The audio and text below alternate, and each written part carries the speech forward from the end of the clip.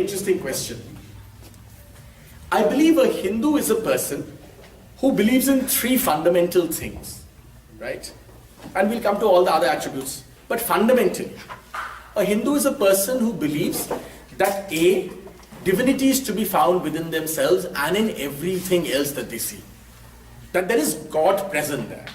Second, that God can be manifested in many ways, right? So I might say, God is in Durga, you might say God is in a Tesla car, somebody else might say something else, right? My friends who work in the hedge fund industry might say they see their God rising and falling every day, So whatever, right?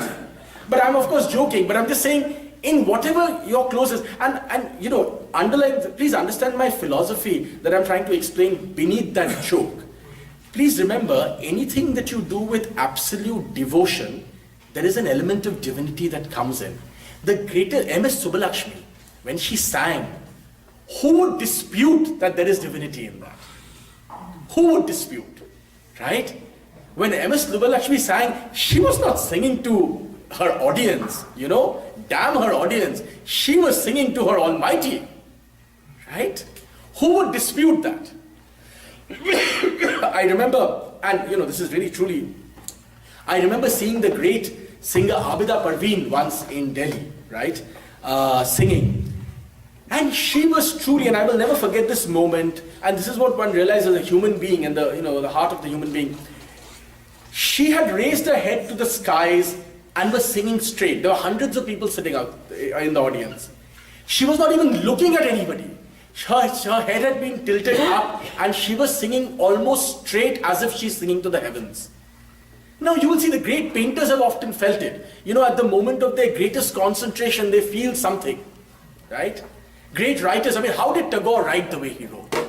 Can anybody dispute that when Rabindranath Tagore wrote Anando Loke, Mongola Loke, there is not divinity in that? I challenge anybody to argue that there isn't divinity in that.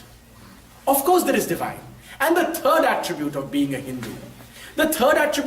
Hindu, is to understand that different people might find manifestations of the divine in different things.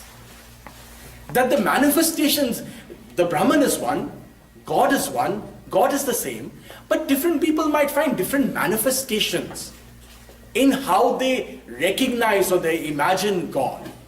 In Bengalis, there's this wonderful thing in Durga Puja called Prana Pratishtha. Some of you may have heard of this. What is Prana Pratishtha? And just before the puja begins, just before the festival begins, the final touches are given to the goddess. What is the final touch? Life is given to the goddess. And this is so unique and magical. Because you see, in most of religion, it is God who gives life to man. Right? God gives life to man. In this, we reverse the gaze. We say man gives life to God, right? And in Durga Puja at least, what is the final act of Pran Pratishtha? The eyes are painted of the goddess, right? The eyes are painted. But what are they trying to do? People hear these things and often it gets the meaning, the sublime meaning gets lost. What does it mean that man is giving life to God? It means that during that time, the greatest devotion that people can show from within themselves, they portray onto an image of the divine that they truly revere. That is Prana Pratishtha. That I feel from my deepest essence of consciousness, that which I most revere is exemplified in this form. And therefore I worship it. Right? That is Prana Pratishtha. That's why, remember, they say the Hindus don't go to temple to worship. The Hindus go for darshan. Right? The Hindus go for darshan. The Hindus go to be in the gaze of the divine. And to gaze upon the divine. Right? What a wonderful, magical idea that is.